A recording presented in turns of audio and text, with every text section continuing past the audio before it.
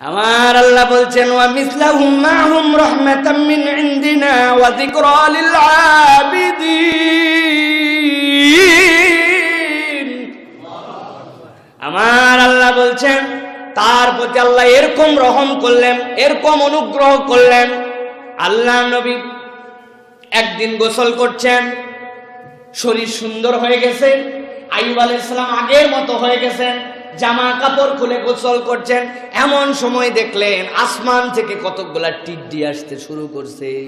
আমরা যে বলি পঙ্গপাল, পঙ্গপালটা দুনিয়ার মতো নয়, প্রত্যেকটা পঙ্গপাল হচ্ছে গোল্ডের পঙ্গপাল, স্বর্ণের পঙ্গপাল। পাখা উড়াইতে উড়াইতে আসতে স্বর্ণের। গায়ের মধ্যে পরে আইয়ুব আলাইহিস সালামের যে গায়ের মধ্যে কেউ থাকতো না, দূরে সবাই সরে গেছে, যে গায়ের মধ্যে আল্লাহ রাব্বুল আমিন স্বর্ণের পঙ্গপাল আনতেছেন, এটাও সহিহ হাদিসের মধ্যে আসছে। হযরত আইয়ুব আলাইহিস সালাম একটা একটা করে কুড়াচ্ছেন, আর যে জামা খুলে গোসল করবেন তার মধ্যে রাখতে শুরু করছেন। আমার আল্লাহ ওহী নাজিল করলেন সাথে সাথে, ও আইয়ুব, মেঘ নামায়া তোমারে সোনার পাহাড় বানায় দিলাম, রূপার পাহাড় বানায় দিলাম, তোমার কি তাতেও হয় নাই? হযরত আইয়ুব বললেন, আল্লাহ কি হিকমতওয়ালা নবী, কি বিনয়ী কথা বলতেছেন।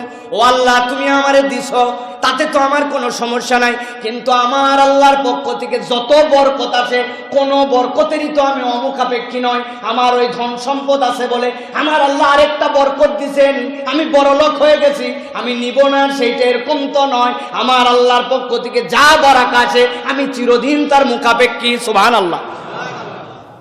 কি শিক্ষা দিলেন আল্লাহ? আল্লাহ পরীক্ষা করলেন। আইয়ুবকে তো ধন সম্পদ সব দিলাম, আবার সুস্থ হয়ে দিলাম, আইয়ুবের পরিবর্তন হয়েছে নাকি? দেখলেন না, সামান্য একটু টিড্ডিও তার কাছে আসে আল্লাহর পক্ষ থেকে বরকত হিসাবে, ধন সম্পদ বাড়ানোর জন্য নয়, আল্লাহর বরকতকে দুই হাতে তখন মুখাপেক্ষী হয়ে লুটে নেয়। সুবহানাল্লাহ।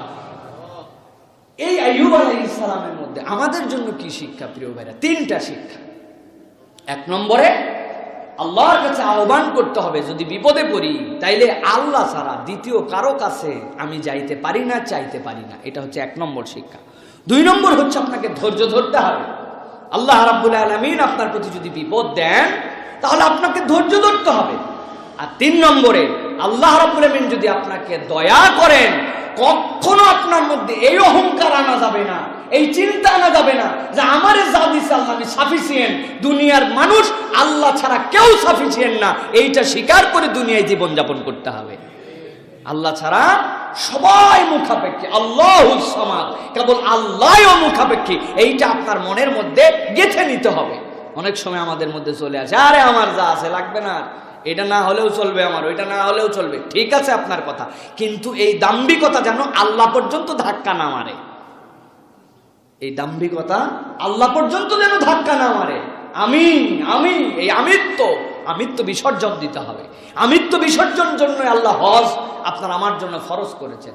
দুনিয়ার কোথাও এই আমিত্বর প্রপার বিসর্জন আর দেওয়া যায় না।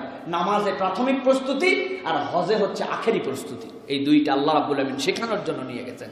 এক কাপড়, এক ভূষণ, এক চুল, একই জায়গা, একই কাজ, একই রকম, একই সময়, একই দিন, একই স্থান, সব ওয়াক্তিম মাখসুস, আমালিম মাখসুস, বিতরিকিন মাখসুস।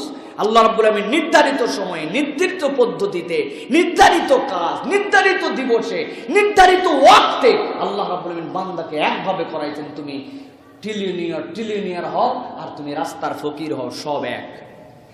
এটা হজ ছাড়া প্রপারলি কোথাও শেখানো যায় না।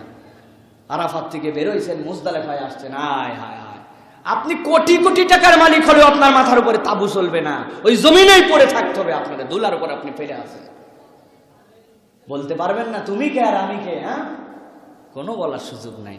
তুমি যাই হও, মুহাল্লিকিনা রুসাকুম, যাওয়ার পরে নেড়া করে ফেলাও।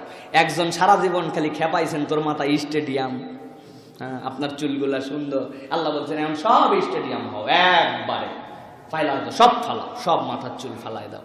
আল্লাহ রাব্বুল আমিনের বিধান এইগুলা। তাওয়াফ ওই 3 দিনের মধ্যে আসতে হবে। তুমি ভিআইপি হওয়ার যাই হও,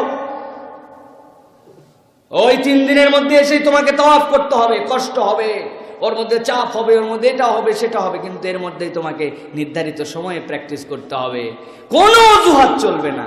আপনি যত বড় যাই হন, আপনি যদি মনে করেন কোনোই আপনার অজুহাত নাই, আপনি বড়লোক মানুষ, আপনি সাদা কাপড়ই পরবেন কিন্তু সেলাই করে একটু জুব্বা টুপি পরে যাবেন, হবে নাকি ভাই? হবে? কোনোভাবেই হবে না। প্রিয় ভাইরা, এই জন্য আল্লাহ রাব্বুল আলামিন বলছেন, এইটা আম্বিয়াদেরকে আল্লাহ শিখাই দিয়েছেন যে আল্লাহর কাছেই আমি মুখাপেক্ষী, আর দুনিয়ায় মানুষ হিসাবে কিছু গ্রেডের কম বেশি থাকলেও সেটা যেন অহমিকার কারণ না হয়। আল্লাহর দিকে আমি মুখাপেক্ষী আছি, এই ফলো আপ দিয়ে আমার জীবনকে চালাতে হবে। এটা হচ্ছে আইয়ুব আলাইহিস সালাম থেকে আল্লাহ রাব্বুল আলামিন আমাদেরকে শিখিয়েছেন।